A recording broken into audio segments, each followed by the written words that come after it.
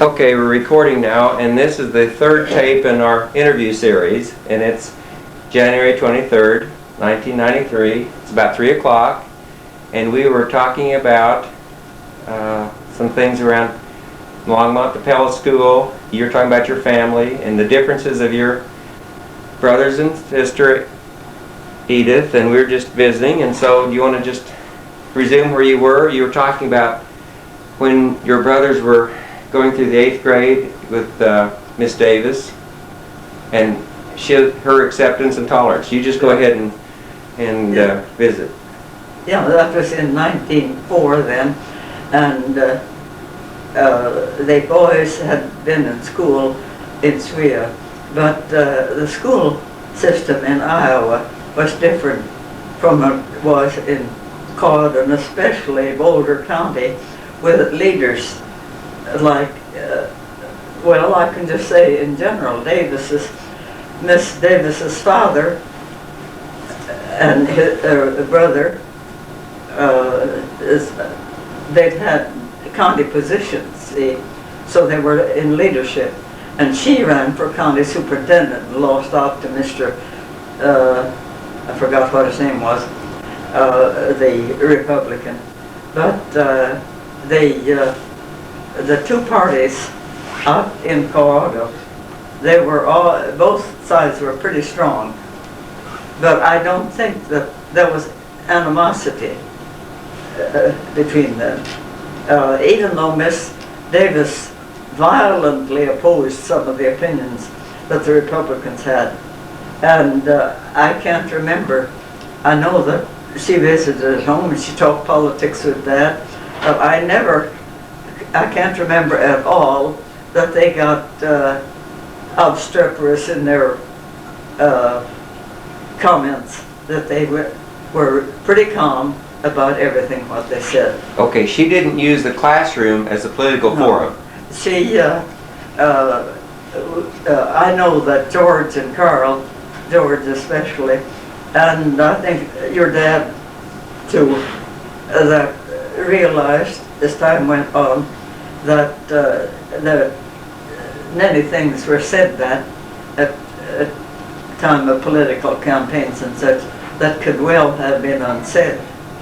But she couldn't help but let it leak out a little bit. And the students,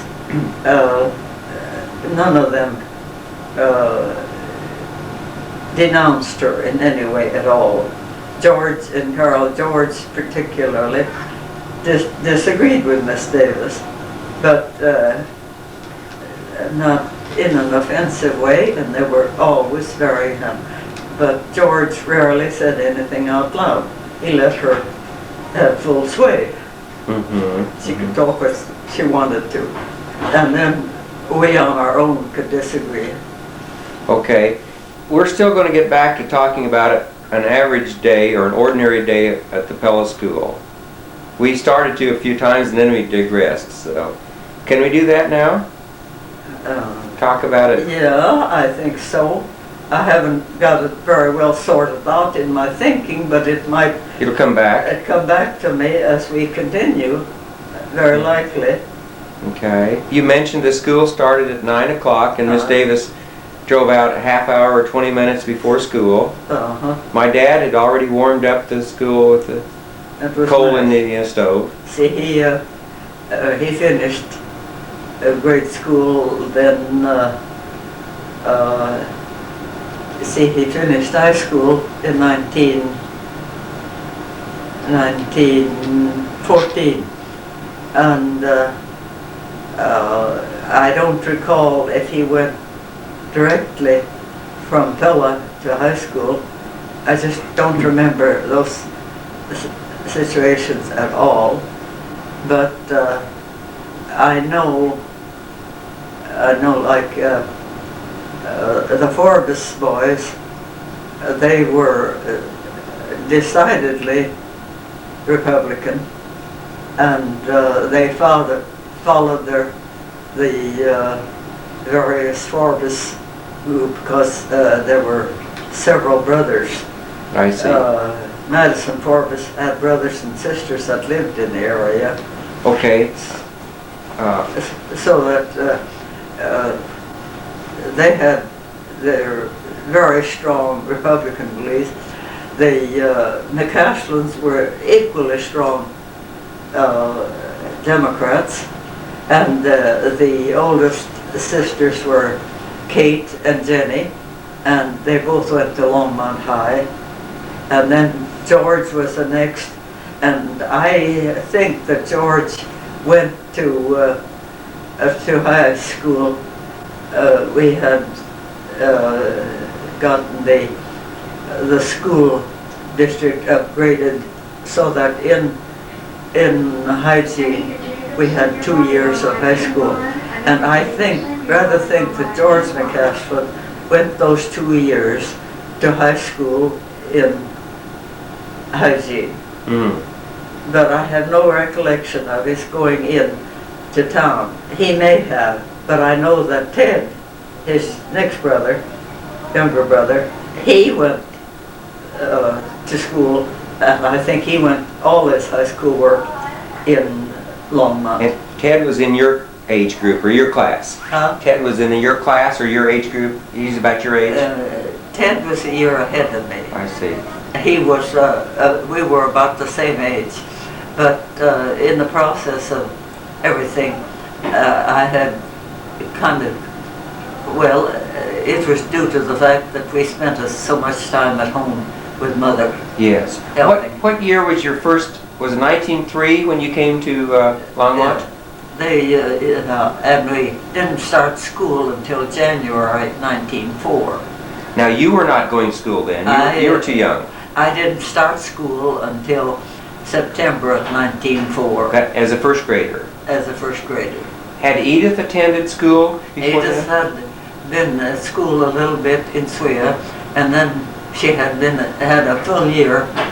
I guess it was a full year. She had quite a little bit of work in Colorado Springs. I see. And then, so that when she transferred in January 1904, that undoubtedly she was about would you have been in second grade or second year? She would be second grade or possibly even third grade. And I started school that fall in the first grade. Mm-hmm. And as time went on, I never was much conscious of what grade I was in. And you say, what year did Carl and George finish? They finished their schoolwork in the spring months of 1904. Oh, they did? They had quite a bit of work in Iowa, and Dad had seen too that they were in school. So George only had that springtime with Miss Davis? I think that was it. And Dad would have had her several years? Yes. I know that he must have had her at least 3 years.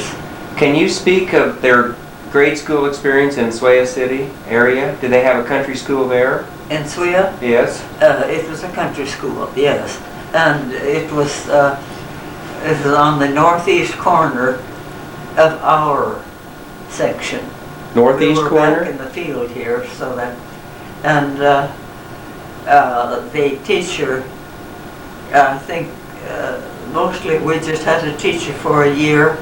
I can't think of the names there, but we had two, I can remember 2 or 3 teachers that we must have had. But I can't say the names of any of them. Now, did Edith attend school in Swea? She had attended school there too. And then what she did in Colorado Springs, she must have been taught very well in Colorado Springs because Miss Davis appreciated her pretty highly. And I don't remember, I think she finished high school, Pella in 1910. And see, I didn't finish until 1914. Pella. And Pella. But that was because my school was so interrupted. Mm-hmm. And I'd be there for a month or so, and then I'd be home for a month or 2. Taking care of your mother? Yeah, be company to her and doing her errands. Can you tell me what year Dad would have graduated? Would that have been what, 1908 or 9? My father, when he would have graduated from Pella?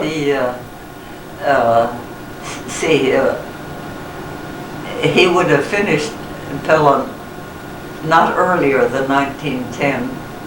Oh, the same year Edith. Because I think, well, he might have finished 1909 and then been home a year and then started high school, because he went the 4 years straight to high school. He was quite much older than the others. That this is what happened. In his junior year, Mother was ill, and his school was drastically interfered with that year. So the second semester, that I think that he and Dad agreed that he should drop out, that he wasn't able to keep up with what was going on. Mm. So then he went back, and his senior year in high school, he had everything, and he didn't miss out a thing. That year was not interrupted. He wasn't interrupted in any way, and he finished. Okay. In 1914, is that when he graduated? He finished high school in 1914. I see. Okay. You don't recall the grade school then in Iowa too much? He was in the northeast corner of your section. In Iowa, I can't remember that I really went to school. I was there as a visitor. Do you remember George speaking of his grade school experience there at all? And I can't remember being in the school building, excepting I remember sitting beside your dad and sitting beside Edith. But I can't remember that the two older boys were in school at all on any occasion when I was. Okay, that would not have been a far walk for them in the morning. That would have been within the section. What, a half a mile or something to walk maybe? It'd been less than a half a mile, because they could walk crosswise through the fields there. The school system in Iowa, I don't think that they kept records as well as we discovered that in Colorado was prevalent. Miss Davis was very careful about keeping records. And then, of course, all the teachers from them on, we were more conscious of the fact that they were governed by state laws and lived up to them. Did they have a county superintendent system in Colorado like they did here? See, Miss Davis ran for county superintendent, and the Republican gentleman, he was an older man, and I remember that he had a foot that was damaged, so he walked kind of peculiarly.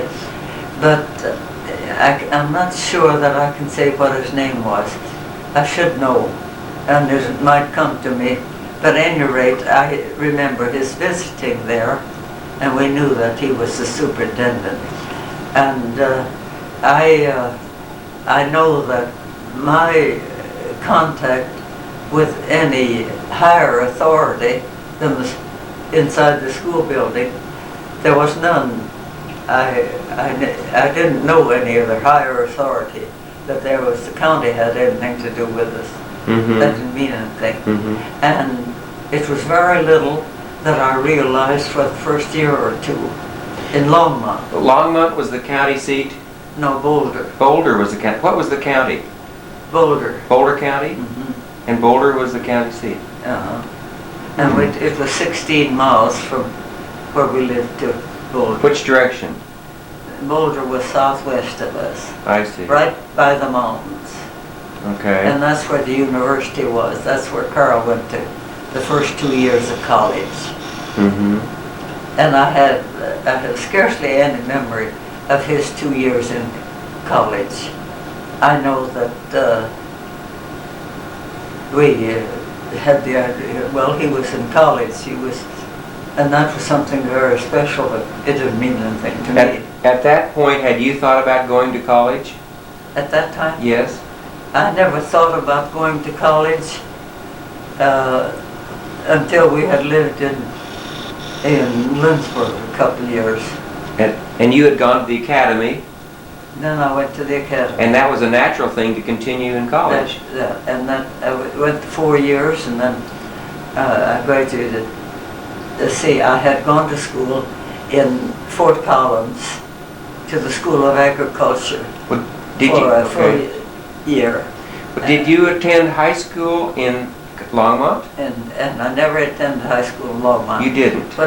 When we came here, the first fall, we came here then in February, and when September came around, well, I was in Bethany Academy. As a what, freshman? No, I think that I was a combination sophomore and junior. I see. And But Edna, when you graduated from grade school, where did you fill in those intervening years, your 9th and 10th grade? that was one thing that I wasn't conscious of any higher authority, or that we were living up to any standards. No, I mean, did you have to be accredited, or, I mean, how did you go? Once you left Pella School, you finished the 8th grade in Pella No. in 1914? Yeah. Okay, but you moved to Kansas in 1918. I went to school in Fort Collins in 1916. As what grade? And, at the School of Agriculture as a freshman. I see. And I know that 1917, I know Edith said something to me, well, you could just as well have gone to school this year, because she thought that there was a whole year going to waste. But You stayed home that year. because we were going to move. But you didn't move till February of But we 1918. didn't move till February 1918. Mm-hmm. So that Edith was right there, that I could just as well have gone up to Fort Collins. Okay, how far was Fort Collins? Oh, not over 30 miles. Did you take a train? Yeah, we'd go back. Did you have a dormitory there? What? Did you live in a dormitory or a home? No, I lived with the Chestnut family, I guess it was. Or was it Chestnut Street? I can't remember.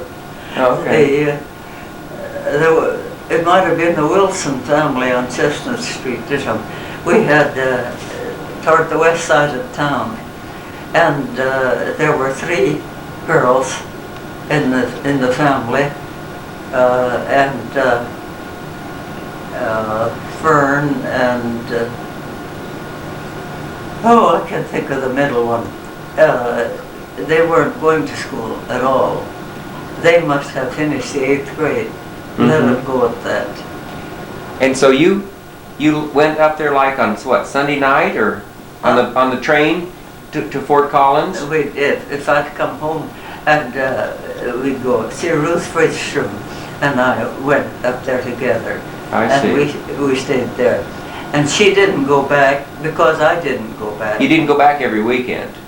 You stayed there? We didn't go back for the second year of school. Oh, but I mean, you didn't go, you stayed there during the semester? Yeah. You didn't come back very often? I don't recall going home more than once or twice, maybe. And that was the fall semester? I'm not sure. You don't know if it's fall or spring? I have only a vague notion. I can't remember what happened or what I was doing. I just can't remember. Why did you decide to go to Fort Collins instead of Longmont High School? Well, I think that I think Edith had something to do with it. That we talked about my going for second semester, and it just didn't turn out. But Edith wasn't about to give up. She was sure that I should go to school, so that when the next fall came around, I was in Fort Collins. Was Edith? That was Edith's prodding. Okay, was Edith going to Longmont High School? No. Did she go to any She school? didn't go to school until she came here to Bethany Academy. I see. When I was pretty well established, then she came. Okay, And so we did everything in the world to help her. okay, so Edna, she finished Pella School in 1910, Yeah, And she did not attend school until you for came, 10 years. for 8 years at least. You came here in 1918. Yeah, 1980. Did she start the fall of 1918? I'll tell you what she did. She, that fall, she enrolled for piano with Mr. Wallen. The fall of 1918? Uh-huh. And she took piano lesson from him all of that year. And the next fall, she started to take organ lessons from Dr. Brossi. And she took lessons from him for a couple of years or so. And I remember it rather dimly now that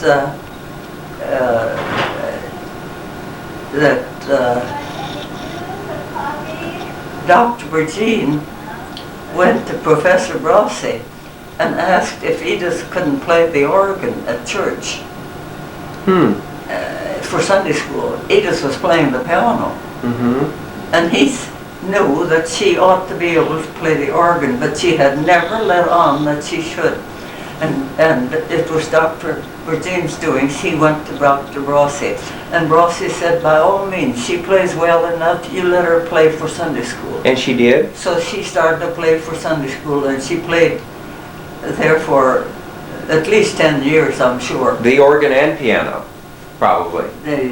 She had played piano, and then she played the organ. And I don't know when she discontinued. I have no recollection of that. Okay, when she started taking piano from Wallen, you say? Wallen? Or what's his? Wallen. Wallen, in 1918. Did she also start academy classes? She took English and something else. She took 2 courses. But then she continued to get her high school. So then when I finished in 1920, but she had been coming along and studying right along with it. So she finished in 21. From the academy. Academy. And then? And then you see, I was in college. Yes. And then she was going to summer school between times, and she came along and started to work in college. And she graduated in 25. Had Dad started college then? See, My father, when did he start college? well, he did with me. In 20? See, that's an interesting story also. In 1918, graduation in 1918, or was it 1919? Helga Peelblad worked out on the farm for the men during harvest, 2 summers. And he got along beautifully, and the boys liked him so much, and he was an awful good worker. Well, he talked your dad into coming to college. Which Peelblad was it? Huh? Which Peelblad? Helga? Helga Peelblad, yeah. Okay. He was the younger one. Was his older brother the president of Bethany? No, Terence, his father was Ernest Peelblad. Was the president? President. Oh, okay. And the boys were both. And I think that, if I'm not mistaken, Terence graduated from Bethany in 1917. And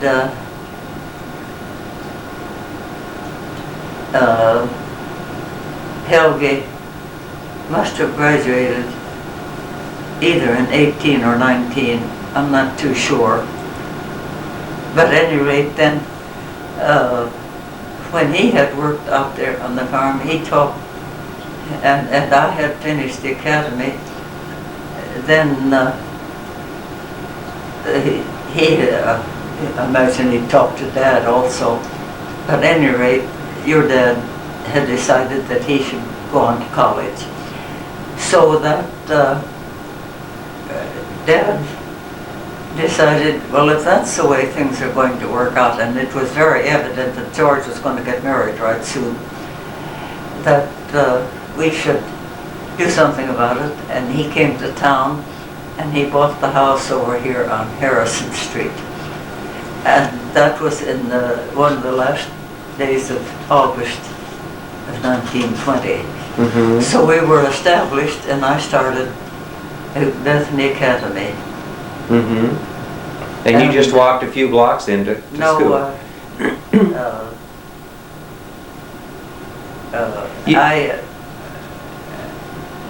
I had finished Bethany Academy in 1920, so we went on, and of course we were just there on the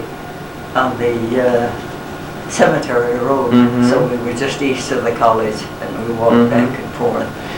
And your dad worked on the farm regularly. He missed days once in a while, but he was pretty regular. But he walked into school every day? Yeah. Didn't you tell me that you walked to school sometimes? No.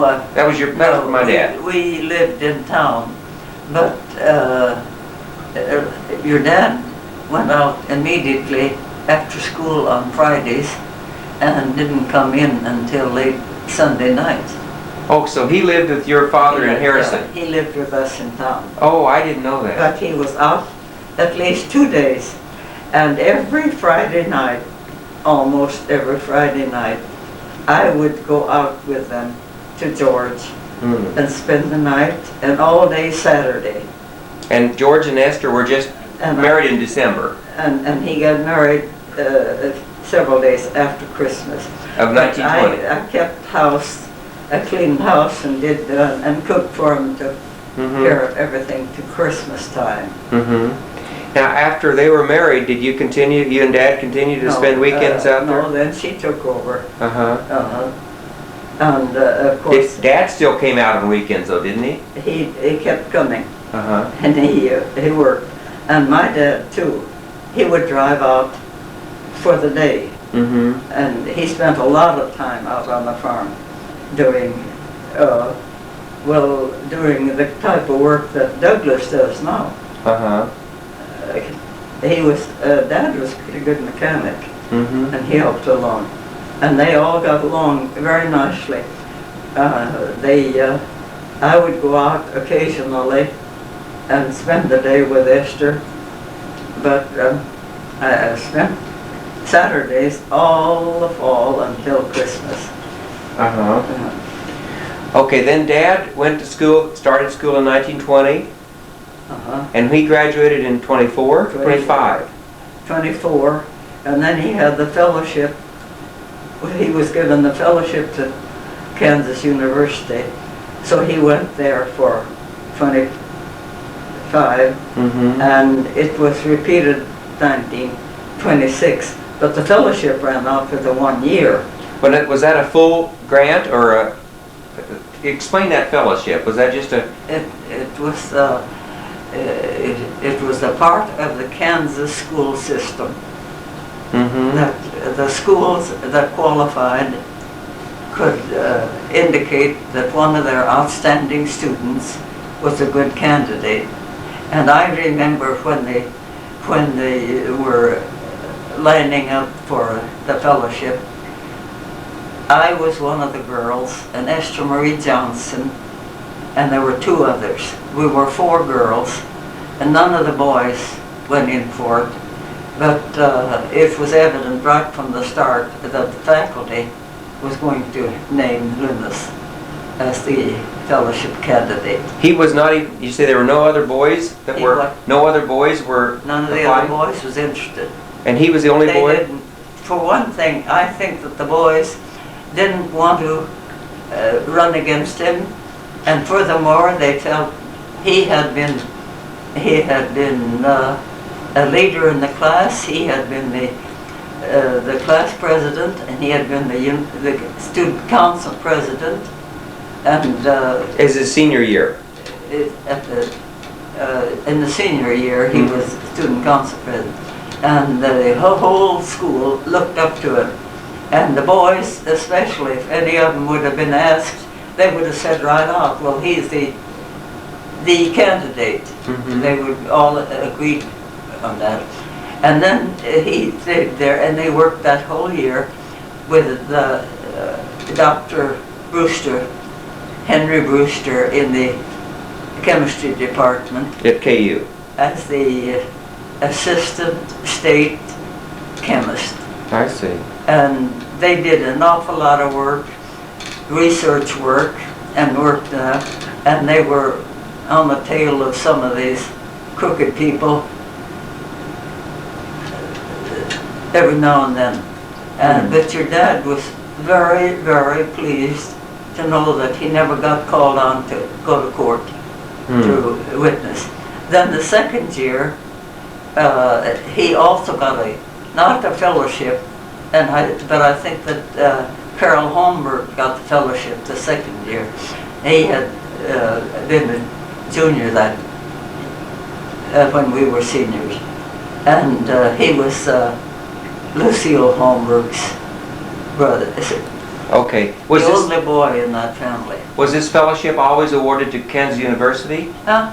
Was this fellowship always awarded to Kansas University? Yeah, it was a Kansas University fellowship. I see, I see. Regularly. Uh-huh. And then... was it given to a senior, graduating senior? Huh? A graduating senior from Bethany? Yeah. Okay. He had to be a senior. Was it did it have to be in the science department? Oh, uh-huh. It had to be? Yeah. Okay. I don't think that they went into the other departments because Carol Holmberg got the fellowship, and he was in the science department too. This would have had to do with Dr. Deere's recommendation. Huh? Dr. Deere would have helped in that recommendation. Yes, Dr. Deere and Dr. Willeen. Uh-huh. They were the two that really had charge of that. But when Terence Spielblad was still teaching at the college, he was, that was the year before our final year. He was gone our senior year, but he made it very clear that Linus was the candidate for the fellowship. So then the following year, he got another scholarship from the state. I don't know what it was, but Dr. Brewster was the one that arranged that he should apply for that. So he was there for 2 years. And then by that time, he felt that he should come home and help George with the farming. Now George was already, you know, that he wasn't in good health. That was part of the reason why we left Longmont, was that he had worked in the sloshing around in water too many years. Cold water. Irrigating. And he did such a good job that the ladies, our neighbors, said that George was so good at irrigating that all he needed to do was to walk in the fields and the water would follow him. And I heard them say it myself, and they were very observant, which was true. So Dad finished his work in what, 26 in KU? And, at KU he finished in 26, but he didn't get any higher. He didn't work on a thesis. He was offered the possibility to study on the thesis, but he didn't see. I remember him talking with a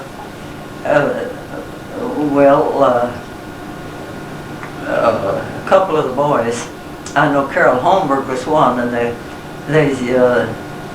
made it very clear that what was offered was something that wasn't worth anything, that it wasn't anything that could be solved. They were working on the possibility of certain things, but your dad didn't want to go in for any of that, and he did these extra jobs. And Dr. Brewster, of course, toted him up pretty high those 2 years that he was there. He did complete his work for a master's degree, did he not? No. Except the thesis. He did all the work except the thesis. That's what I mean. Okay. He never, and that cooled me on any idea of working on a thesis, so that all my graduate work was for the one purpose only, to help me as a teacher. And that's when out in Ellsworth, when the two ladies who had master's degree had written theses, they were so well educated that they should be on the same range as the men who had master's degrees. And when Mr. Silverwood was ready to have them come and talk about it in the office, he came upstairs to me. He said, I want you to come to the office after school because we're having a meeting. And he said, you are fair-minded. I had no idea what it was about or anything, but I went down there, and when I came in, the other two ladies looked at me, what's she here for? And Mr. Silverwood never in any way said why I was there or anything, but he talked to them, and they told him what good teachers they were, what outstanding teachers, and they thought that they should be paid, better paid, and so on. And I was there and listened to it all. And then when it came time that we got our contracts for the next year, I got exactly the same salary as those two women. And they had made such a big to-do and talked to Florence Ross about how well educated they were. And she said, I don't think so. Oh, well, she said, I think Edna has more college work than you have. And she said to me, was I wrong? I said, I laughed. I said, I hadn't given it much thought, but I told her, I think that, I don't remember, if I said 230 at the last count or something like that. Well, at any rate, as time went on, I realized that I had enough for 3 master's degrees. I was that far ahead of any of them. And they had no idea that I had ever gone to school or studied at the university or anything. I wasn't noisy about it like they were. And Mr. Silverwood liked the fact that I wasn't constantly buzzing around his ears. And that was the last year he was there. So then Joel Martin became the superintendent. Okay, we'll get to that maybe a little later. Okay, what year did you graduate from Bethany at, Edna? 24. Same year Dad did. Yeah, we were classmates all the way through. You didn't go on to any graduate work after that. Did you start teaching? That's what I've been telling now. It was all graduate work. No, but I mean, you didn't specialize. You started teaching then, the next year. I started teaching then. What I'm asking is, Dad went full-time in graduate work. You got your graduate hours piecemeal over the years, did you not? Did you ever take one full year out to do nothing but study? No, I didn't go back to the university and enroll there, I don't think, until in 35 or 36. Okay. And then, I don't, that was the year that I knew that Edith was going to be gone. No, Edith would be at home. And I went there, and I don't remember the circumstances so well, but I do know that several of my boys from Cleveland were there, and they saw me, and we had several times we visited on the campus, talked to each other, so they knew I was there, and they knew that I was doing graduate work. And they knew I was not working for an advanced degree. But you were never a full-time graduate student? Oh, I was full-time graduate student all the time, but I wasn't working on the thesis. But you didn't, but during those, did you take your work at summertime? My question is... I went to school at summertime when I felt like it, and when it was possible, I took correspondence work. That's what I'm asking, but you didn't interrupt your teaching career. No. That's my question. No, I never once interrupted that. I knew you were a full-time graduate student, but you were teaching at the same time. That's what I was trying to ask. I didn't take any more than what I could handle. And that was evident as they checked through my records, that I took graduate work, but I didn't let it interfere with my work at school. Did Edith graduate from Bethany? She graduated from the academy in 25, and she graduated from academy in 22, and she graduated from Bethany College in 25. 3 years. So she had done a lot of correspondence work, those years when she was home and couldn't attend Bethany or anything, she got quite a bit of credit from American Correspondence School in Chicago.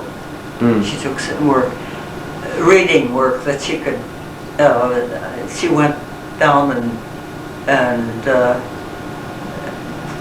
Mr. Alstead at the high school, or she didn't like him at all, his attitude or something, but then she went to Professor Deere when she took her final, took her.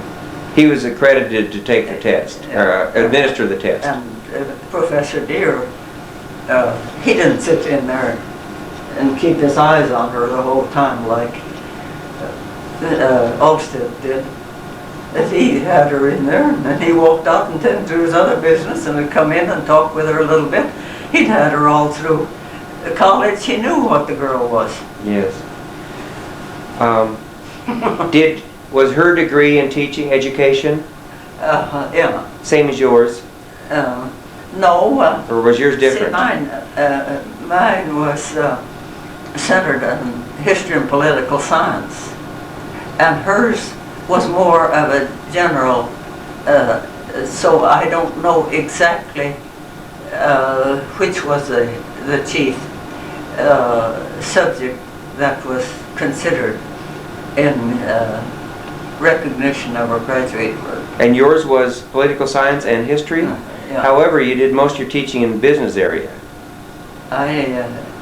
Wasn't it? No, I don't think so. When you, well, the later years, did you not teach mostly business courses? Did I what? Teach business courses, the later years? Oh yeah, I say my last two positions were the coaches' jobs. When the coaches had to go to war or to the locations where you had to work for war, then they left their job. So they had to get, and at that time, for a couple of years, the schools in Kansas were awfully short of coaches. And the men, like where I taught, Henry Hahn had to take on the coaching job. And most of the men's coaching courses were business, were they not? A lot of them? Yeah. Okay. They had to, the government crowded in on them and wanted them. And so now, as far as I was concerned, Henry Hahn couldn't have been a finer coach than he was, but it meant that it took away a lot of time from his other work. Okay. The first teaching position then you had, was it teaching history and political science? And the first few years I taught English. All the schools had to have a teacher that could teach English. And of course, through college, I had a minor in English all the time. I see. I stayed with that. And but I had gotten a good start on my major with Terence Fieldblood. So the last year that Terence was a teacher at Bethany here, I and the three Assyria boys, Vern Swedlund, Bernie Olson, and Earl Carroll, we were together in 11 hours of work because we weren't about to give up Terence Fieldblood if we could. We all recognized his value. And Terence Fieldblood recognized us.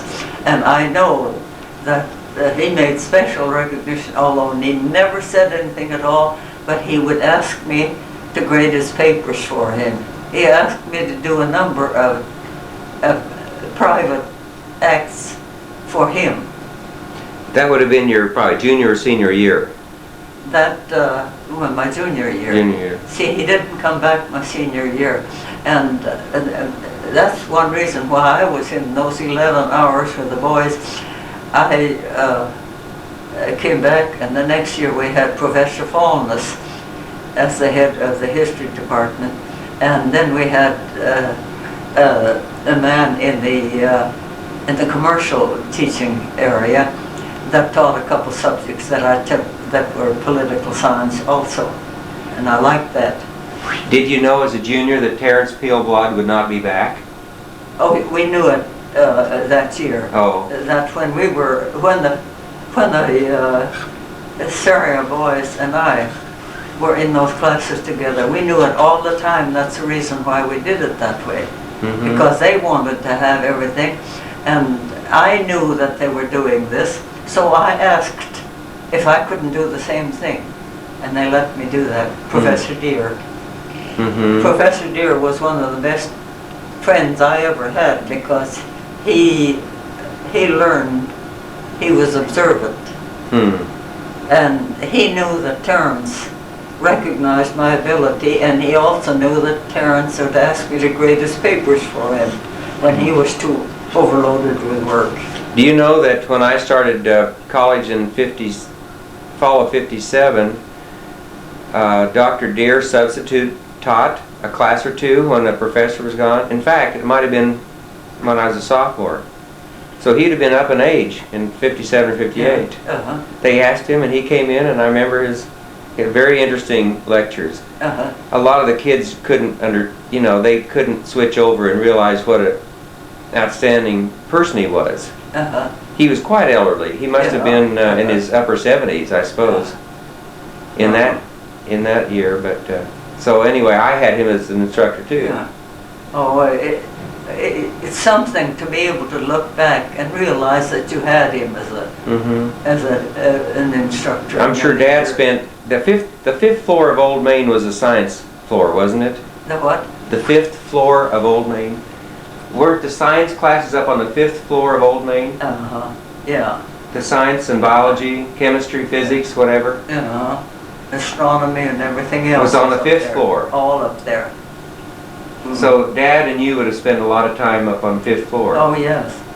Of Old Main. I had, and Ada spent quite a bit of time up there too because she realized that those people up there, they home ec, they had to take subjects that fit in with their program. Was the museum on the 5th floor? It was, the museum. Yeah. Did Dad have a part of that to set that up, or did you? It had already been started after a fashion, but I know your dad helped with it. But all the boys that were up there, Professor Deere's boys, they were all very congenial and liked it. And the Carl Melander and Carol Holmberg, and I think there were one or two more over there, and the chemistry majors.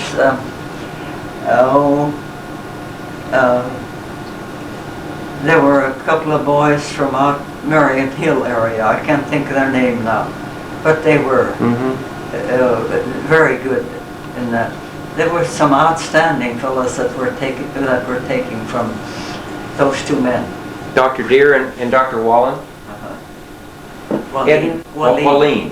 Wallen was the music teacher. Was he during this time also? Was he what? He was also during this era. He was teaching at Bethany at the same time. Oh yeah. He was there when we came there in 1918. And Dr. Sonsane was in the art. They all were there as long as I had any connections with Bethany. I want to spend quite a bit of time getting back to Bethany later on, but we still need to talk about our Colorado Pella School. Do you want to stop today, or do you want to... maybe we can rest a few minutes. You want to continue? You've got plenty of time. Yes, we can keep going. Why don't we rest a little bit? But I would love to finish that Pella story. We keep wanting to talk about that. A day of school at Pella, the Pella School in Colorado. I want you to, because there's several questions, and if we don't get them now, I'll forget and we'll never touch on it. So let's stop now and take a break. You want to, in detail, yes, what we did in school. We'll stop now and come back. Okay, we're back now. And a day at Pella? Can we just visit about a day at Pella? We started in the morning with Miss Davis. We always had a little music and song. We sang, and one of the girls would always play the piano. or the old organ if that was the best that we had. You did have a piano? We had a piano part of the time. Somebody in the district would have an old piano that they would loan to the school. Mm-hmm. Or we would have an old worn out organ that we could use. Mm-hmm. Edith played the piano and the organ, and there were the other girls who did them. Then after we'd had that little opening exercise, she would read something. She might read a Bible verse or two, or she'd read something else that was very fitting to start the day. And then we would start school. And she would try to keep a pretty fair schedule. And sometimes noon hour would come before she'd come to the last subject, and she might have to skip it completely. And then in the afternoon, after we'd had our noon lunch, oh, by the way, we always had about 10 minutes rest in the middle of the forenoon. And then Did you leave, go out and play, or just rest? we could stay in if we wanted, or we could go outside and play pump and pull away or something else for a few minutes, just to get stretched out and enjoy ourselves, and then come in and we'd start again. And she wasn't always punctual about letting us go at 12 o'clock, but we were always going out by 12:10 at least. Uh-huh. Did you pack your lunch? You brought a lunch from home? We all brought lunches. Uh-huh. And we could stay in the building if we wanted to, or we could go out when it was nice weather. She would urge us all to go out and sit in the shade somewhere. Or play? And play. She wanted us to play the games that, the kind that would keep you running around, stirring around. Did most of the children play the same games, or did they just make their own games? Did most of the children play the same organized games? Like you said, Yeah. pump, pump, pull away. There were a number of games like that we played pretty regularly. And then as time went on, we got to playing a little of the ball games, and they played the football. It was the association game, it was called. It wasn't, we didn't play 11-man football or anything like that, but association. It was a case of where we were to carry the ball across goal line, and there was the same procedure about being tagged and so on. It was an interesting game, and then there were a couple, and when it was snowy weather, there were other games that we could play a little bit, but she always encouraged us to go out and play a little bit. And we had a short afternoon recess the same way, and then school was out, and she tried to be punctual and let us all out at 4 o'clock. Sometimes it was 4:15, but she didn't keep us too long afterwards. How long was your lunch break? Was it 1 hour? From 12 to 1? Yeah, 1 hour. And did she... It was a nice full day, but we all enjoyed it. What about your afternoon classes? Were they continuation of the morning? No, she had a schedule that way. I think that she ran the English, the grammar, and English of any kind, and the arithmetic in the forenoon. In the afternoon, when we were getting more tired, then she'd have physiology and geology to a certain extent, because when your dad came here to Bethany College, he was the only one who had taken any geology. They just didn't think of high school students having that, but he already had a good introduction to the geology when he came to high school. And then we had spelling. Spelling was usually the last thing of the day. So if it got cut short, well, good and well.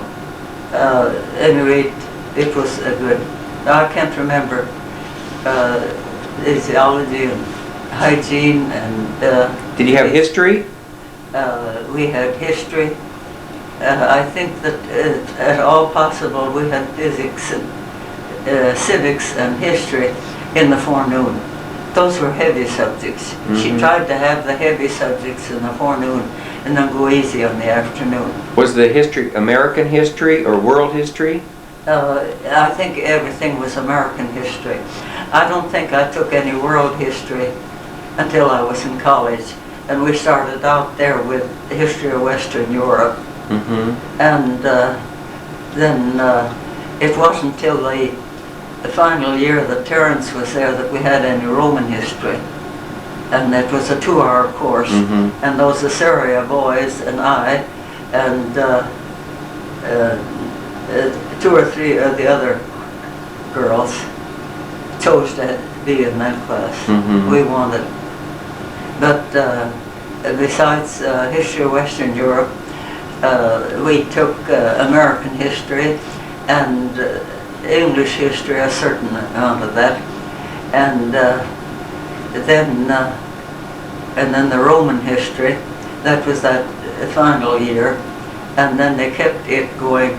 And I wonder if we didn't have another course that was world history. It touched a little here and there on the various countries. But in Pella, you didn't have world history, you didn't think? We had what? In Pella School in Colorado, you didn't have world history? Well, we had a little dab of it, but nothing. It wasn't really scheduled, but we had it. Did you study geography? World geography? Possibly? We had, see, we were supposed to finish geography in the 6th grade, and then and we had, and that was the advanced course, but some of them took it into the 7th grade. I see. And it was a great big book. And had lots of maps in it and everything. Did you have maps on the wall of the school? We had some maps on the walls, yes. And we had a good globe. And you knew the location of. Nowadays, some kids don't even know where, they can't even find countries on the map. You were well versed? Well, I'll say this, that all of our family, but particularly George and I, know the world from top to bottom. We knew it, and most of the others followed along pretty well. That I noticed that as time went on in my own teaching, that there were many students that came that had a very fractional knowledge of the world as such. They just hadn't, the teachers just didn't know, and they couldn't teach them. It's strange. Around the schoolroom, did you have pictures of the presidents of the United States, or did you have? Did you study the Constitution? Any? Not to any great extent. I know that we tried to learn the preamble, and we talked a little about that and that, but we didn't go into the real reasons for our government. I don't think that Miss Davis would have been capable, and I'm sure Miss Geither would have been. I'm not so sure that the last 2 teachers, Luella Henry, I don't think she could master it very much, talk much of it, interest. They did the best they could. Yes. Okay, you mentioned another time that on Friday afternoons you had spell downs or something like that, games. Yeah. Describe that, if you would. Yeah, we invariably on Friday afternoon, after the last recess, we would play games of various kinds. Spelling games, and there were certain rules to cover that, so little by little they drop out, and usually the top students would hold out till the last, or we could play arithmetic games on the blackboard, or we could play geography games, and most of us, I know George, he was awfully good at that, he learned to know all about the world, and then we had games where we would make a mark, so many marks for the word across, and then each one in turn could ask questions, and then if they answered the questions correctly, then they could put in the correct letter of the alphabet, so they could finish up the country's name or whatever it happened to be. And that was very fascinating. Some of us liked that. I think all of us enjoyed that, but it was very evident that the Forbes boys and Ted McCaslin and a couple more were the outstanding scholars, the ones that had listened and had something to say.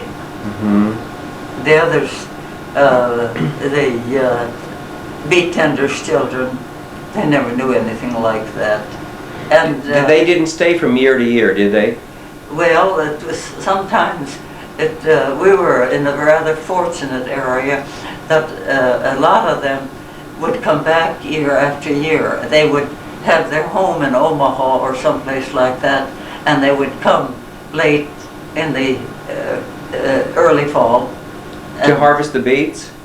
To harvest beets? To work in the beet field. They'd come early in the spring, and they'd thin out the beets, and they'd hoe them, pull the weeds, and so on. And their parents would work all summer long, and the youngsters in the summertime, a couple of the older ones would help out in the field some, but they weren't tied down to it. But the parents would work all the time, and the youngsters would play around, and we'd play with them. We played with them just like any others. They were on par with us. We never looked down on any of them. Now, what nationality were the beet tenders? Did it matter? I mean, most of them were like I said, Russians, or one year a couple of years we had Japanese, and we had we had a few colored youngsters, but we had some Spanish origin. Were they Hispanics from Mexico? Yeah. And then we had... Did they speak English well? Some of them spoke English real well. What about the Japanese? And I can't remember. I think we had Japanese once or twice.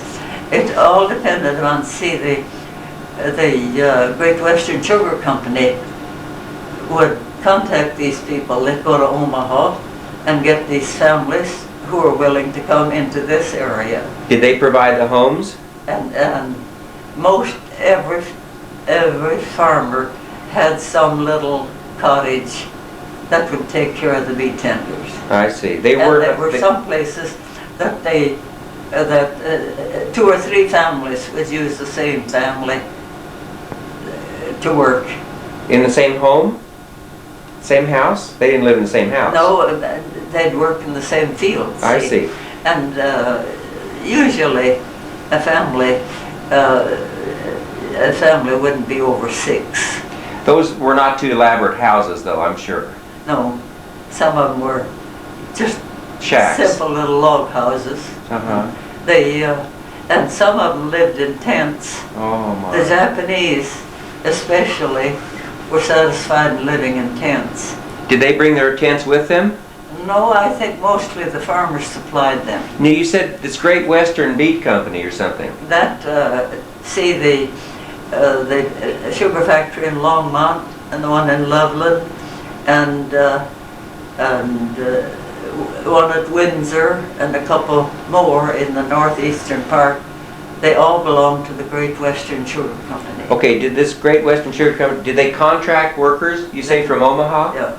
Did they pay them so much per day, or? It was all contract work with them. I see. And they would bring them in and they would introduce them to the family. Here is your family of beet tenders. Okay, the Great Western Company paid their salary?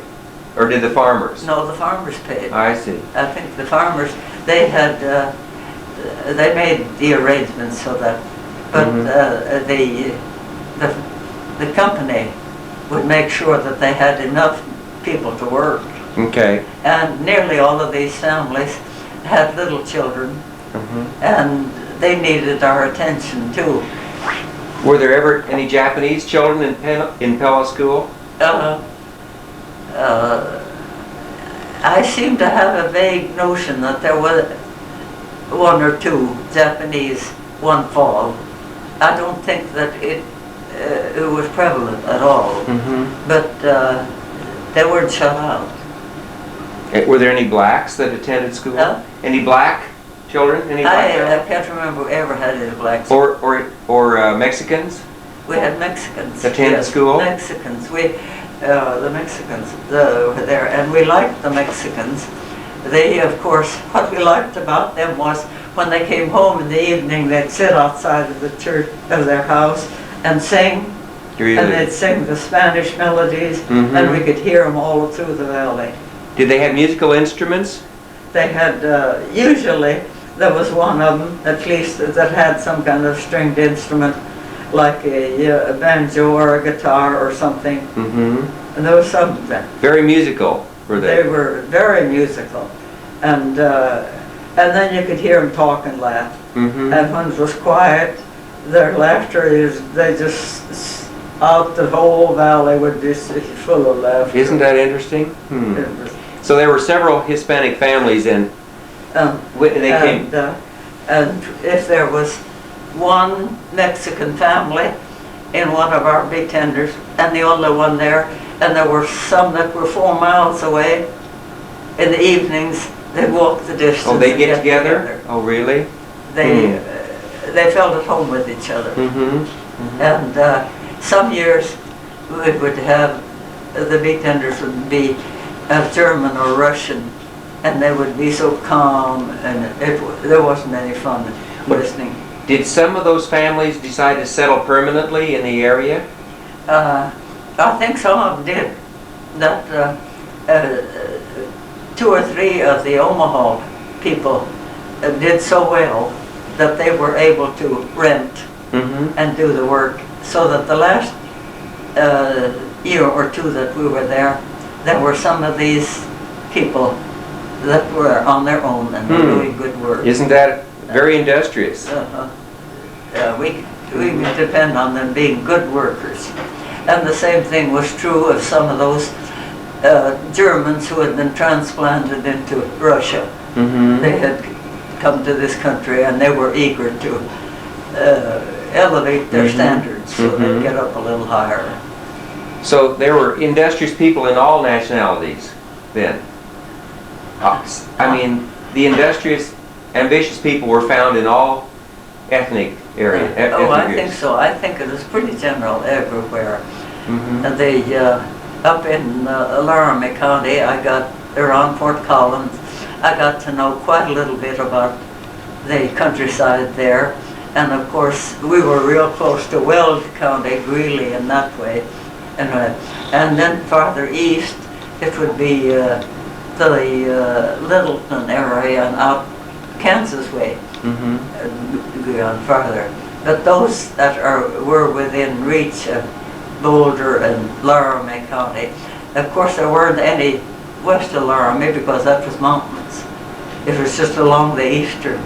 And you lived in Boulder County? And we lived in Boulder County. And of course, Boulder was a pretty strong wheat country. Perhaps was that irrigated wheat? Perhaps more than beets. Irrigated wheat? Did everything have to be irrigated there? George irrigated wheat fields. Did most every crop have to be irrigated? It was so dry? It was, everything had to be irrigated. What about your pasture? Did you irrigate the pasture? They irrigated the pastures too when necessary. We could just send the water flowing across the field. It was very arid country, wasn't it? I think so. That was my general feeling. So you can see why George lived in a watery situation. Right. Why he, and of course he would get drenched between times Sure. And then have to get out of there and dry out a little bit.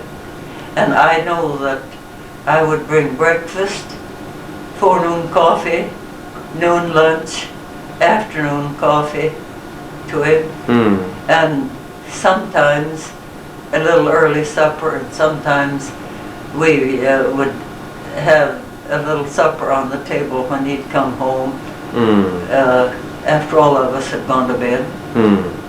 He spent, what, 10, 12, 14 hours out there? He just worked like a slave. And did he work every day? You didn't irrigate on Sunday, did you? Yeah, he was good. He was able to set the water so that it would flow over a certain area. And he didn't walk the fields on Sunday? And if need be, he'd go out and reset the water. But he didn't go to the fields and that. He would usually set it in the early morning and long towards noon, and that was it. But he would get to stay home the rest of the day. He needed it badly. Surely. Getting back to the Pella School day, did you ever have any plays or like did you put on? We always had programs on several occasions through the year, and we had plays then. Miss Davis would always have plays, and Miss Geither did. Now I can't remember if Lou Hovius did, and the lady from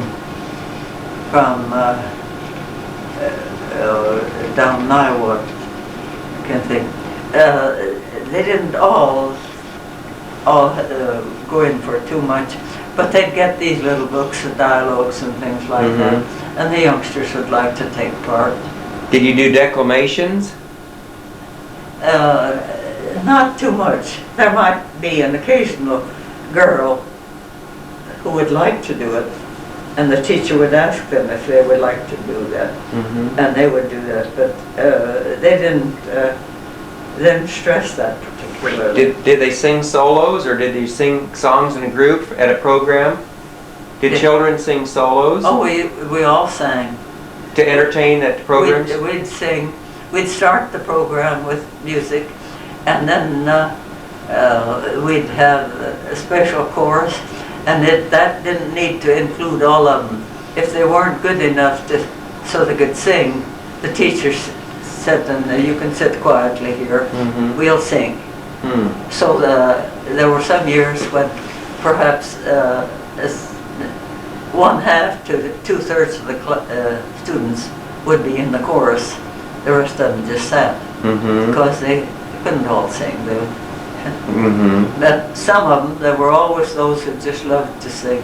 Did you have a special music class during the week where all you did was music? I don't think we ever did. You didn't do I that? have no recollection of anything like that. One other question. Did you have to pass county tests to graduate from 8th grade? Yeah. You did? Where did you go, to county seat? A teacher administered them. They're right there in the building. So they just sat right there and took their test. And then they sent those off to be graded, or she graded them? They would, the teachers might send them to a teacher in the next town or something, or they'd send them all down to Boulder, and somebody down there would take charge of them. Did you have to have a certain score to be able to pass 8th grade? I think so. We all to go on to high school. I know that we expected to make at least 80% and be counted eligible for a passing grade. Now, there were some, I know that there were some that never got up to 70. They'd be in the 60s all the time. Were there some that then never graduated from 8th grade? Well, there were some students that we had there that they'd come to school every year and be there because that was all there was left for them to do. and they were interested. There were some girls especially that worked awfully hard, and they did everything that they could. And some of them, I remember there was a Strockmine girl, and then there was Annie Smead. Annie Smead was a regular white girl of the community, and she was the dumbest dumbbell there ever was. But Katie Strockmine, who was German, Russian, and she would sit there during recess time and read something. She was busy working all the time. She was trying to get educated. So we had both varieties, and it worked out. The boys, most of the boys seemed to have a better education than general than what was common among the girls, because the girls had to work too hard. Did the girls have to stay home more? Miss school? They'd have to help with the housework too much, whereas the boys, when school or anything else was out, they weren't weren't required to do anything, because the farmers didn't want them to work, whereas Mama could have them do all kinds of housework. So you see that there was a difference there. But I think that the only girl that really impressed me as being a very good student was Katie Strockmine. And I know that she was 15 years old, and she was in the 4th grade. And she was coming along real well, and we were all very proud of her. Whenever she did a good job, we would always congratulate her. How long would she have continued in school? She was there until, well, I don't know that we ever had any that were more than 16. I think that by that time. So she never would, Katie would never have finished her 8th grade graduation, completed her work. I don't think so very much. I don't think there was much chance of that. And all of a sudden they'd be married. Because after they were 16, there were candidates for being married just most any time. But I can remember that Katie Strockmine, she was a girl that everybody looked up to. We all honored her highly, because we knew that she was very, very, very much given to improving herself. She was doing a lot of, and there were others. See, there were about 4 or 5, I don't remember. There was Jake Strockmine, and there was at least 2 more girls. I don't know if there was a younger brother or not.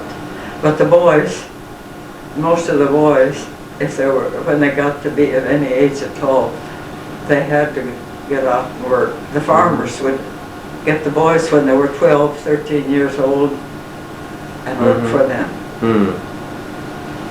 It was rather pathetic to realize that they had reached the end of their education and they couldn't go in. And Fred Weishaupt, he was our best athlete. He could play football. He could do anything, and we could just rely on him doing most everything else. And he was very good. He was good in geography, I know, and we always could rely on him. He was the Russian German. Huh? He was the Russian German. Yeah. The German. Weishaupt, Weishaupl.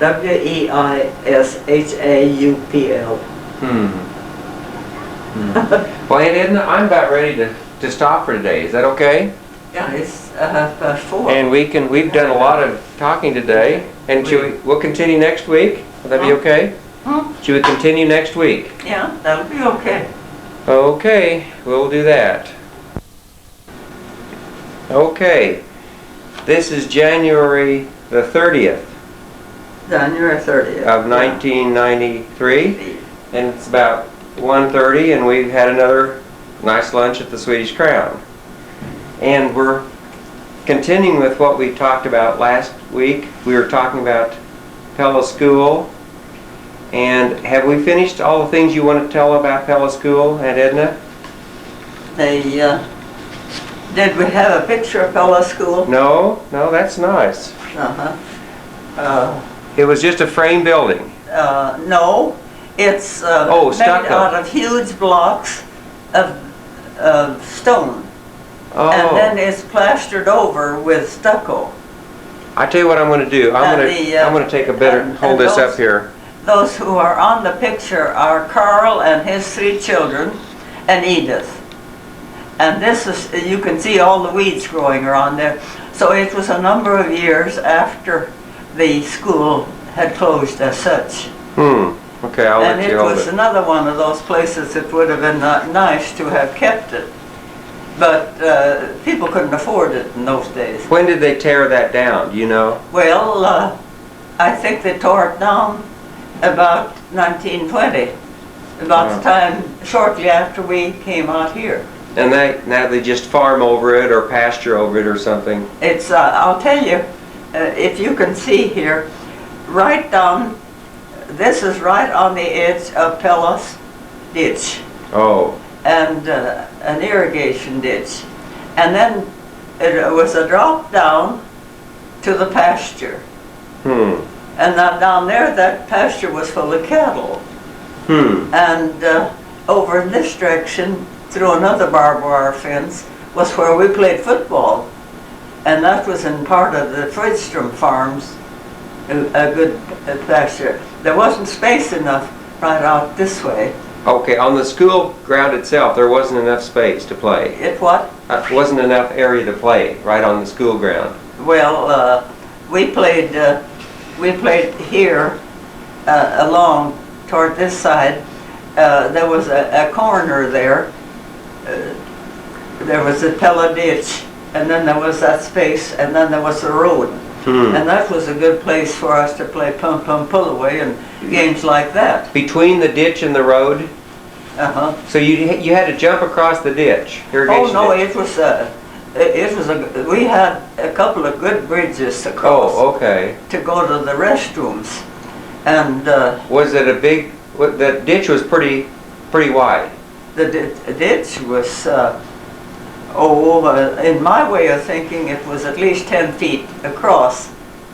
And then it was deep. Did it run all year long? And there was water there all the time. We used to use it for skating. I see. We'd skate up from the schoolhouse up to McCashlin's every day when we were skating. And we were always glad when they had flooded it so that it froze over nicely for us. And then, but of course, they didn't always think of that. No, the old building wasn't bad looking. You see, there are 3 windows on the side, and but this stucco that covered it cracked. So there were places where there was a lot of Colorado wind that came blowing. And they didn't plug those cracks. What? They didn't see to caulk over or putty over those cracks. They just let them be. No, I don't think they had done anything like that for quite a number of years. They didn't spend a lot of time on maintenance. No, no. It just had to look after itself. Yeah. No, it wasn't that weird. And then we had a big pot-bellied heating stove in the middle of the room, and it spread out considerable nice, good warmth. Now, on that picture, it doesn't show the shed for the... Shows what? It didn't show the little building for the horse. No, there was a drop-off there. Oh, okay, that was below. That was at least 10, 12 feet lower down there. Is that where the coal shed was, too? The what? The coal shed? The coal shed was right out of the picture, right here. It was up on the upper story, so that when you went out to get coal, you didn't have to climb up and down. It was all level ground there. And Dad was one of the people that built the... My father built the fire in the morning. You told my dad that he built the stove. Oh yeah, he was the coal tent. Yes. He was the janitor. And he had to carry in the coal. Coal buckets, I suppose. They in coal buckets or they did have some wood, because they got wood from down in the pasture there. Yeah, you spoke to that. Especially when they didn't need to have heat all day, they would fire with wood, and when it had burned out, the room was comfortably warm. So, so that worked out all right also. Okay. Well, we've covered the school pretty much. Was there anything else? Did you have like last day of school programs, or? We had a Christmas program every year, and that was the big, every so often we'd have a smaller group, classes would entertain, or some of them would work up a play or something. Was that for the evening? No, that was within the school. That was after 3 o'clock in the afternoon. But I mean, did you have the parents come in very often? They came in for the Christmas program? They'd always come for the Christmas program, and that was at night, in the evening. So that we'd always have a good program then.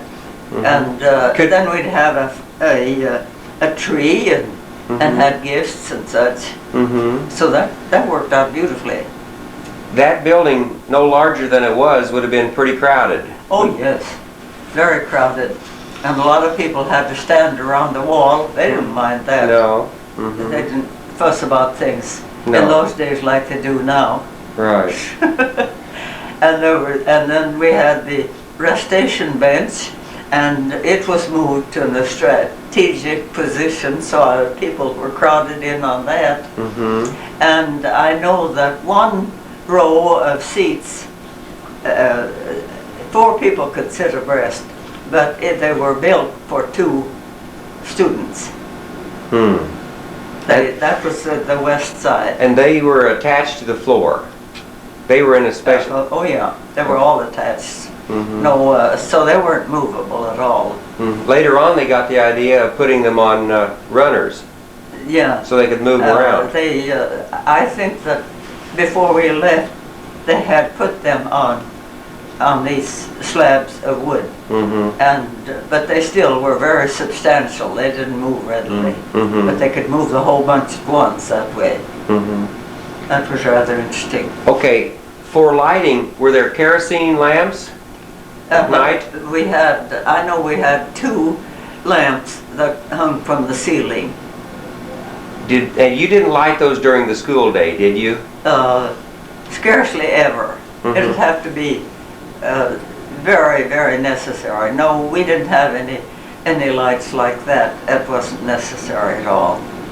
And with the 3 windows there, in the afternoon, we'd have good light in the room. And most of the days were sunny. It was a good study room. It was a good room for study. And I remember the recitation bench was up front, and then we'd get up close to the teacher and the teacher's desk up there. But Miss Davis, she didn't sit at her desk too much. She was moving around in the crowd all the time, so she was part of us. Was there an elevated stage, or was it all one level? No, it wasn't elevated. As far as I can know, if it wasn't more than 6 or 8 inches high, and it could have been that we had the front portion, but I can't say that definitely whether that was so or not. I'm just not at all certain about that. And there wasn't a last day of school picnic that you remember? We had picnics, and sometimes we'd have them right there in the building, or we'd go on down to the creek, to the St. Vrain that ran. It was it was the main stream, the St. Vrain Creek. And farther down, we had the little St. Vrain, and it ran through our pasture. But, but both of them were side by side, so we had both of them in our pasture. Okay, that picnic, was that a community, or just for the school, or the? It was for the school, and any of the parents that wanted to come. Most of them were too busy, but there always were a few. Sometimes a man and wife would come, and sometimes only the mother, and sometimes only the father. But we knew them all so well. They were just part of the family. Sure. We just felt very much at home with all of them. It was a good feeling. A good feeling. The McCashlins and the Forbeses, they were nearest over here. On this side it was the Johansons, and then down a quarter of a mile to the Christians, and right beyond them was the Lichty place, and the Davies lived there. And then another 3/4 of a mile across the field was to our place. So we lived slightly about 1.25 miles from school to walk the curved road that way. And it was interesting too, because the roads weren't in absolute squares. Down beyond our place, they turned, so they were following the general trend of the river. And then we got up a little farther. I know when I'll say something about Risby, I'll mention that. Well, should we talk about that now? I can be talking about that now. Why don't we? And if we should have some thoughts coming back to the school, we can come back to that. Yeah. Tell us about the church. The Risby Church here, this is taken from the west side, and we're looking down into the valley. Okay. And the sun is on it from the west. The sun is on it from almost like in the morning from the southeast. It was set right straight with the world like this. So you can see that this picture was taken somewhere long about 11 o'clock in the forenoon with a shade there. It hadn't come around the corner. But you can see off in the distance towards Longmont, which is 7 miles. No, it was 7 miles to our home and then 3 miles. So it was 10 miles down into the valley. But that doesn't account for that, not as the crow flies, because it was a part of the bends in the river. Actually it was a shorter distance. It was shorter distance, actually. It was, yeah. That was directly south, almost south of your farm? It was, we would drive 1 mile south, and then we would drive about 4 miles straight west, and then we would drive 2 miles south. And that brought us so that the hitching posts were on the west side of the church. I see. And we drove there with horses until 1912. We were the first ones that came in cars. Yeah, I want to hear about that too. Eventually, I want you to tell us about that. I want you to talk about your car too. Well, but we can let's visit about the church first. When you came there in 1904, that church had been established about how long? It says here, Risby Church, built 1879 on the High Line Foothills Road from Boulder to Lyons. On the Highlines Foothill Road? Yeah, it was on the Foothills Road out from Boulder, straight north to Lyons, Colorado. And Lyons was right on the place where the St. Vrain emptied out of the canyon. So we just came, I imagine a half mile one way or the other, I don't know. I think that it was back a little bit farther that way. Okay. So this road that went by the church is a fairly main thoroughfare? It was a main road when it came to the point where we needed long distance driving. It was a good road. Maintained? It was pretty well maintained. Well, in those days, maintaining isn't what it was. Of course, there was natural rock too, wasn't there? No, No, it was just... There was no natural rock in those? No, I don't think so. It was just a good road, and... Well, when I asked maintaining, did they have horse-drawn maintainers that would grade? As long as we were there, everything was horse-drawn. And graded? Did they not grade the road? There were no...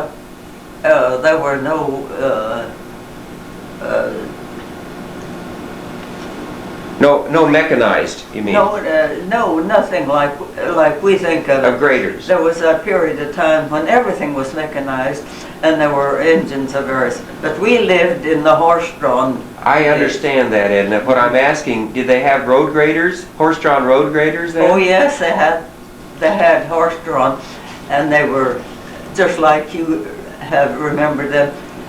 4 horse, 2 horses here, 2 horses there, sometimes 3 horses at each place. So I was asking, if that were a main road, it would have been graded occasionally and kept up. Yeah, it would have been a part of the state system. I see, not township or county. But not in those days, because there was not that much traffic.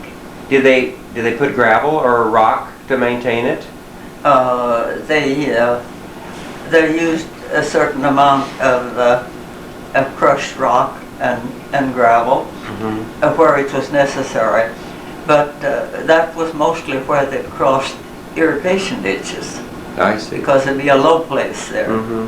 So they would have to build it up a little bit, because else, by the time, even with a horse-drawn, you couldn't drive through a muddy stretch of road. Well, that's another question I was going to ask. At certain times of the year, it would have been muddy. Yeah. Did you just not go to church during those muddy times, or? Oh yeah, yeah. We could always. We never had trouble getting to church, because those 2 miles coming south, they were well maintained. The road going west, the 4 miles, were they? And where we turned off, when we turned off to go to church, the road continued right on up to the foothills, to the Olander place. The Olanders were good members, and others. And that was just the entrance to the left-hand canyon. And going up the left hand, you would come up to Jamestown. Jimtown, we called it. Is that town still there, existing? That little town, as far as I can remember, that's a little community that is still in existence. That was an area where the early people who could afford it, would have their little summer cottages. They could drive up there and spend a few days. They had their cabins there by the... They had their cabins and they rested. There must have been a little stream or... They were close. See, the left-hand canyon, left-hand creek ran right on up to the canyon, and up farther there was what we called V Canyon. It was just like a V, and you could go up left-hand and go into V Canyon and drive on up to Jamestown, or you could go up a little farther and go on another road which wasn't nearly as well kept. Where did that road end up? Up in the same area. I see. And of course distances there. Since you only had horses, 2 miles was quite a distance to drive in the mountains. And I wasn't there too many times. Now I was there in more recent years a few times with August Nelson. August nearly always saw to that he brought me up there. I had an awful good view of the Arapahoes once with him. The Arapaho peaks were west of us, slightly to the south, and they were slightly northwest of Boulder, so they were up there. But they were secondary peaks. They weren't high like Longspeak, although they were about half as high. But I can remember being there with August. One of the last times when I was there, we drove around quite a little bit, and I was awfully glad to get close views, because In the days of horses, you just couldn't do that. No. No, because it'd take a couple days to get up there. And it was hard on their hooves. Now horses were shod. Yeah. They had their horseshoes, didn't they? They would have to, because the rock would have. Oh, they had that. It was. I can't remember. The horses mostly were taken care of at home. Mm-hmm. And but they wouldn't last. They wouldn't last a mile without having horseshoes, would they? No, I don't think so. I don't think so at all. Okay, I have a lot of other questions about the church. It was built in '79. Was the entire structure built then? When we were there, they had to do something with the strengthen the spire part. Mm-hmm. And I don't remember how much they did. If they had to just work up here at the top, or I don't think they came down into this part. I think it was just up here on the spire part that they had to work. There was a bell there? There was one bell? I'm pretty sure we had a bell there. Mm-hmm. We didn't. I can't remember using it. You don't remember hearing it? I'm not at all certain that I heard it. That it seems to me like Edith said one time, wouldn't it be nice if we had a good, nice bell up here? And that kind of makes me think that we didn't have a bell. Satisfactory bell. But I do know that they had to do some rebuilding and strengthen the tower part. Was the church ever damaged by fire or storm or anything? Not in the days that we were there. I don't think there ever was anything. How many would the church have seated? Huh? How many were there pews and chairs, or how many would it have seated? Well, as far as I can remember, there never were pews in Risby Church. They were all chairs. Individual chairs? Just like the old style, we call them kitchen chairs. Non-folding, but just wooden? Just substantial chairs. Mm-hmm. And they were put in rows? They were put in various, rows, about 6 to 8. Okay. On either side. I can't see by that picture. Is the entrance at the bottom, Edna? The entrance is right here. Hold that up a little bit. The entrance is there at the side. Oh, okay. Otherwise... going in toward the north? So we entered it going into the north. I see. Because they in the wintertime, they wouldn't have been able to come in from the west because there had been too much snow there piled in. Wind and snow, I suppose. So it was safer to come in that way. Mm-hmm. And I think that it's been well taken care of. There's a post right here.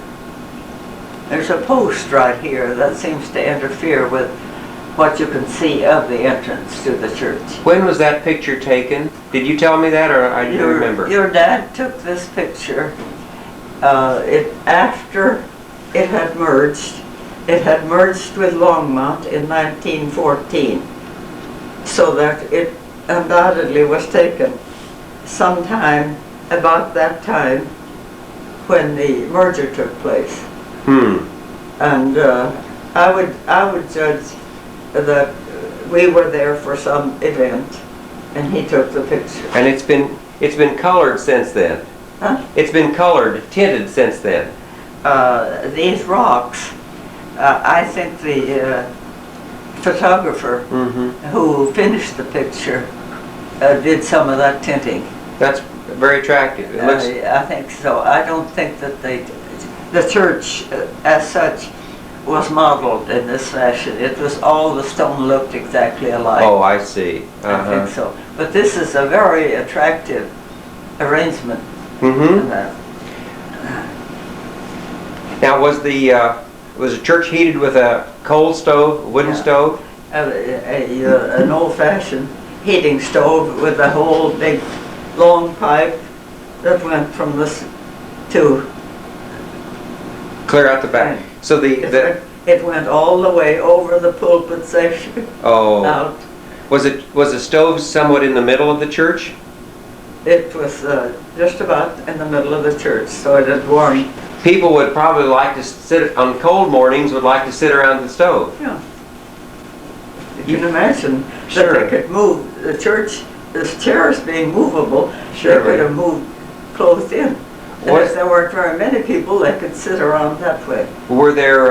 Was the church warm? Did the stove maintain warmth in the church? I had no recollection of ever having been in Risby that I felt cold. But then I was a child, Mm-hmm. and The older folks may have the been. older folks might have felt cold on occasion. Mhm. Now, the south windows, were they colored, stained No, windows? they were all white. Clear glass? That's the main reason why we transferred from Longmont to Risby, because Mother couldn't sit in the dark church. The Elim had such dark windows, and Mother said, I can't sit in there. That was in the city of Longmont. That's in Longmont. And that church now has been for a number of years the Allberg Funeral Home. I That see. was where Edith's service was. Uh-huh. And you were there, weren't you? Yes. In 66 or 7? 67. 68. Oh, 68. I know, Okay. I had a feeling that you were with us. Yes, Uh-huh. Carl was along, I know. Yeah, huh. And Norman and Ingrid were out there too, weren't they? Mhm. And they went to, I think they went to Denver to John Altenberg's relatives. I don't I know. kind of think that they had a dinner that evening. But we all went to Friedstrom's for our coffee. I see. Now, how long did they maintain service in Risby Church? The merger took place in 1914, so it had been rather spasmodic up to that time, Mhm. the last year or two. We were having services pretty regularly in Longmont. And Pastor Carlson, C.A. Carlson, he was my confirmation pastor. He had services almost all together in town, so that it got to the point where it was on only special occasions that they'd go out there. After the merger, did they discontinue services entirely? In town? No, at Risby. After the merger, did No, they discontinue? No, after the merger, there was very little that happened out here. That's what I'm saying. It was just a show place to be kept.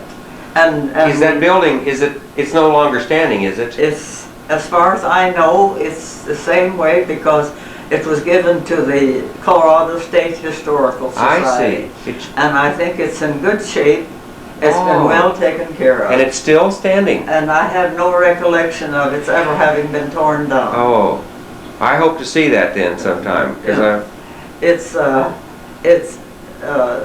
up on the Foothills Road from Boulder, Mm-hmm. and up near the left-hand canyon entrance. It'll be, well, after you described how to find it, I would have no trouble finding it. I would have no trouble finding that. Oh no, it's Easy to find. right on the foothills. Sure. You can see it all over the country. Mm-hmm. So we could see it all the way home. So the state now maintains, its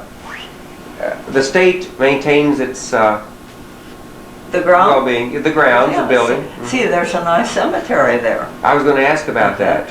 No, all of the old timers are buried there. What direction from the church is the cemetery? Right, right back of it. East? Uh-huh. East? It's Okay. spread out around here. You can't see, but it wouldn't be many feet back of that corner there. See there, you could see, Mhm. out into the valley thing. But the cemetery as such Well, of course, there were a lot of graves there that antedated 1879. They There- had already started the cemetery. The cemetery was there before the church. Yeah. And right across, facing this, to the east, on the west side of the road, was the old parsonage, and it was a brick house. Mm-hmm. And the pastor had lived out there. There were, I can remember them talking about the early pioneer pastors. There must have been 4 or 5 of them at least.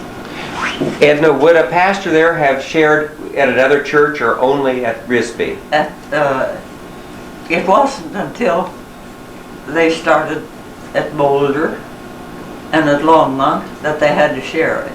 At first, the first few years, the pastor was here. Was this church before the one in Longmont? Was Risby Church? The one in Longmont was the old Methodist church. Well, was there a Lutheran church in Longmont? I think that we had a church, we had services before we were out there, but we went to the Episcopal Church, St. Stephen's Church down on Main Street. Okay. And it was about 3 blocks away. Okay. It was a nice little church down there on the corner. You went to an Episcopal church for a while. Uh-huh. Did you not know about this church, or you didn't want to go that far? We knew about this always. Well, why did you go to Longmont Episcopal Church? Did you just, I'm curious. Well, that was before my day. That was before we came there. I thought you said you attended your family? No, not we as a family. That's what I was But asking. It sounded like it. the Longmont congregation was established, and they went there maybe a year or 2 at most. I see. Now, maybe you told me, but I'm going to get it clarified. Was this Risby the oldest Lutheran structure in the area? I think it was the oldest one in all of Colorado. I think it antedated anything in Denver. That's... The Augustana Church came into existence in Denver pretty early, but I think that Risby was there before. It's okay. That's my question. That's interesting. Yeah. And I'm sure if this is now on the historical register of Colorado State, that they would have historical markers or a lot of information there. Yeah. Oh yes. It's almost a museum now. And now I think I told you that the other day, that a lot of our family history and information that George and Edith gave to Mrs. Forbes and to Virginia, that's in Denver at the historical.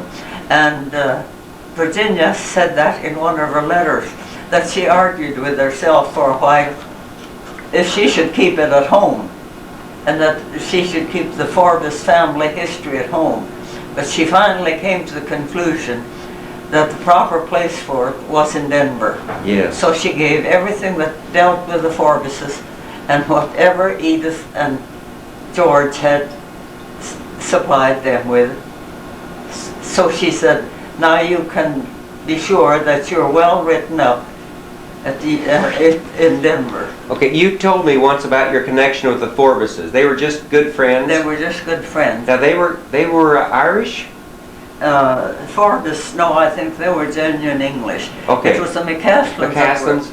They were real staunch. And Mrs. McCaslin was a Montgomery. So I think that they were all Irish. Now Forbes, they were English. They were. What was their religion? Were they Catholic? Or? Originally, the people up there were United Brethren. And then the United Brethren, there was just such a small group of them that they discontinued, and the Methodists had come in and gotten pretty strong, so that the United Brethren just joined up with the Methodists. I see. And Hygiene had that nice Methodist church. It had been built about the time when we moved out there in 1904. I don't think it was more than a year old then. And where they had had their services in the process, I don't know. I just don't know that. But at any rate, the people out there must have been pretty congenial and pretty willing. Now I know that the Bashers, they had intermarried. Carmen Basher's mother was one of the Lutheran girls, and there were several other families like that, that they had married the Lutherans from Boulder and Risby, and they were up there. And as time went on, there was more and more of that. Mm-hmm. And then going on up a quarter of a mile west of the Pella Schoolhouse, we turned and went north, and just a couple hundred feet or so was a corner to the McCaslin place, and it was on a kind of a knoll, and it was right above the St. Vrain. So we had a good view. And then right down here below was the Forbes home. Those two houses were nice, lovely places, and this one could look out over the valley, and the Forbes place could look out north towards Hygiene, which is only about 3/4 of a mile north. Okay, you mentioned the new church that was built in Hygiene, a Methodist church. Mm-hmm. Were there any other country churches like Risby, other denominations, like were there Catholic churches, or were there other churches in the country other than Risby? I can't think of any church north of Boulder to Hygiene, until you got up to Advent Town, which was right northwest of Hygiene. Was there a church in Advent Town? There was a church there because there were Seventh-day Adventists. Now, George told a story about seeing some Dunkards baptizing their children in a frozen stream. Yeah. Well, that happened just north of our home. See, that we would drive out and drive north a quarter of a mile or so, and we'd cross the St. Vrain. And then we would be over the bridge, going over the bridge this way. Right down here was the Turner place. And Mrs. Turner was not an Adventist or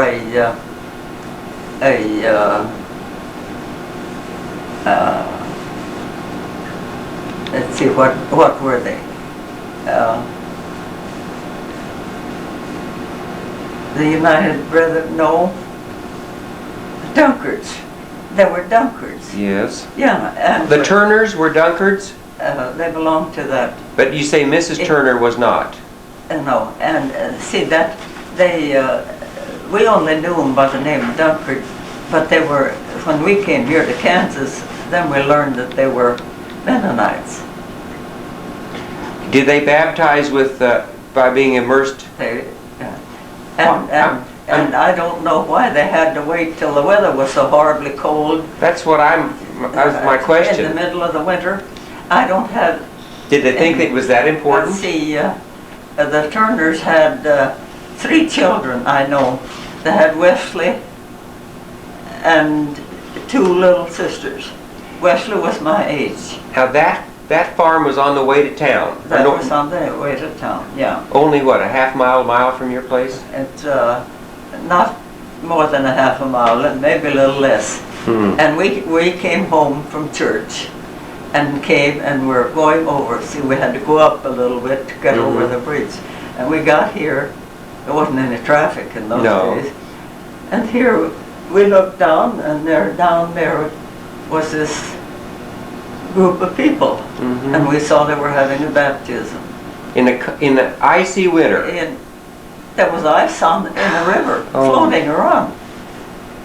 Edna, that made no sense. They could have died with pneumonia. Well, sure they could.